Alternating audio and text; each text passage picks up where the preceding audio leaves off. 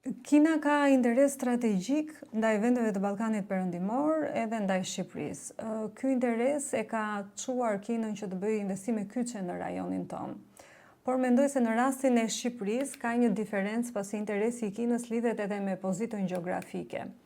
Për shkak të pozitës gjeografike, Kina na sheh si një portë hyrëse në tregjet e Bashkimit Evropian. Megjithatë, ndryshe nga vendet e tjera të Ballkanit Perëndimor, në rastin e Shqipërisë, ky interes nuk ka patur rezultatet e pritura. Në përgjithësi, dekadën e fundit, Shqipëria ka refuzuar orvatjet e Kinës për të bërë një nga investitorët kryesorë në vendin tonë. Ndryshe nga vendet e tjera të rajonit, si Serbia, Bosnjë-Hercegovina apo Malizi, mund të themi që influenca kineze, investimet kineze janë ato projekte të cilat kanë pësuar dështime apo refuzime nga ana e qeverisë shqiptare. Kujtojmë këtu rrjetin e famshëm 5G, rrugën e Arbrit, si dhe prishjen e kontratës koncesionare me aeroportin ndërkombëtar të Rinasit. Aktualisht, dy nga investimet më të mëdha kineze në Shqipëri janë kompania Bankers Petroleum, e cila duhet thënë se është e regjistruar në Kanada, dhe nga ana tjetër është një gjigant kinez i bakrit, Yangtze Copper, i cili ka nisur operimin në të gjitha vendburimet e bakrit vitet e fundit në Shqipëri, pasi ka blerë 50% të aksioneve nga një kompani turke i quajtur Beralb.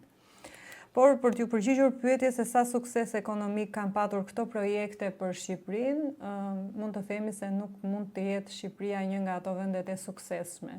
Ndikimi ekonomik i Kinës në Ballkanin Perëndimor në shumicën e rasteve shërben si një mekanizëm hyrës për të zgjeruar edhe ndikimin e saj politik në rajonin tonë.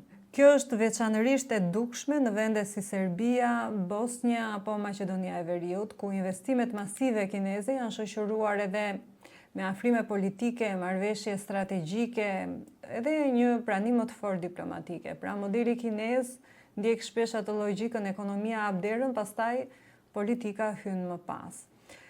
Shqipëria përbën një përjashtim të dukshëm në këtë dinamik, duke qenë më pak e përfshirë në iniciativat kineze dhe me një nivel investimesh po ashtu të ulët.